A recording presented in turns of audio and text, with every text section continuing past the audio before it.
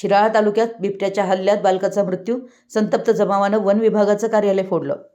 सांगली जिल्ह्यातील शिराळा तालुक्यातील बियूर गावाच्या अमृतनगर इथं बिबट्याच्या हल्ल्यात राजवीर हनुमंत पाटील वय 6 या बालकाचा मृत्यू झाला। घटना घडल्यानंतर ग्रामस्थांनी वन विभागाला अनेक वेळा फोन केला होता, तरीही कुणी फोन उचलला नाही। घटनास्थळावरून मिळालेल्या माहितीनुसार राजवीर व त्याची लहान बहीण कार्तिकी वय 4 आपल्या घरातून शेजारी घरात खेळत जात असताना अचानक बिबट्यानं राजवीरवर हल्ला केला। त्यासोबत असणारी बहीण ओरडल्यानं घरातील लोक व नागरिक जमा झाले। तोपर्यंत बिबट्यानं राजवीरला गळ्याला धरून सुमारे 500 फुटावर शंकर केरू पाटील यांच्या शेतापर्यंत फरफटत नेलं। त्यावेळी पंडित शंकर पाटील, बजरंग कृष्णा पाटील, शशिकांत पाटील, कृष्णात पाटील, महादेव भिबराव पाटील, पोपट पाटील, राजू शंकर पाटील, रमेश पाटील, राजेंद्र पाटील, अक्षय पाटील यांनी बिबट्याचा पाठलाग केला।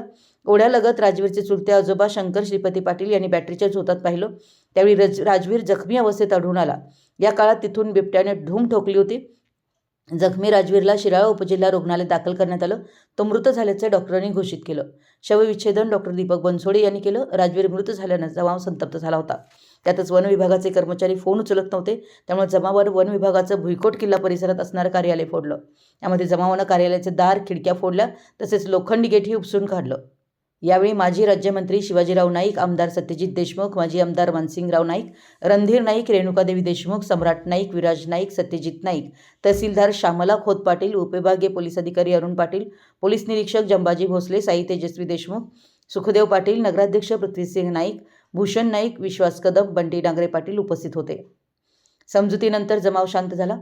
सहाय्यक वन संरक्षक नवनाथ कांबळे, उपवन संरक्षक सागर गवते, प्रांताधिकारी श्रीनिवास अर्जुन यांनी रात्री 11 वाजता उपजिल्हा रुग्णालयाला भेट दिली। रात्री उशिरापर्यंत आमदार सत्यजित देशमुख, माजी राज्यमंत्री शिवाजीराव नाईक, माजी आमदार मानसिंगराव नाईक, तहसीलदार श्यामला खोत रुग्णालयात बसून होते।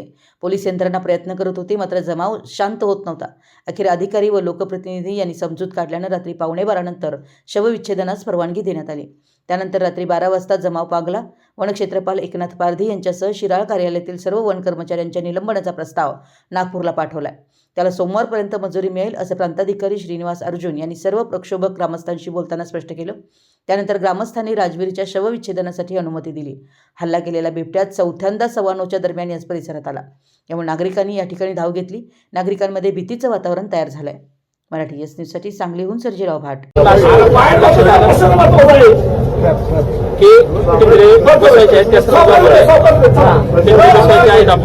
आपण नागपूरवरून परमिशन घेऊन आजच आपण पिंजरे लावत आहोत आणि ते बिबट्या लवकरात लवकर कसा जेरबंद होईल यासाठी आपण आवश्यक ती उपाययोजना आजच करत आहोत।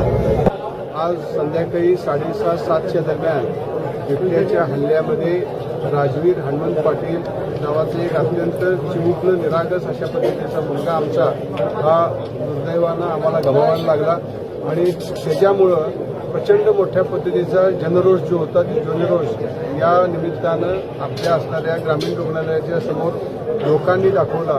त्याचं कारण असं आहे की वन खात्याच्या मार्फत सातत्यानं या बाबतीत असणारी जी काही भूमिका आहे त्या भूमिकेच्या बाबतीतला तो रोष होता आणि ह्यापुढं या संदर्भात वन खात्यानं असं आश्वासन दिलेलं आहे की त्यांनी नागपूरच्या असणाऱ्या वन खात्याच्या केंद्राकडनं ट्रॅप लावणे आणि ट्रॅप लावून असे नरभक्षक बिबटे जे आहेत त्यांना पकडणे या संदर्भातली परवानगी त्यांनी घेतलेली आहे। हा नरभक्षक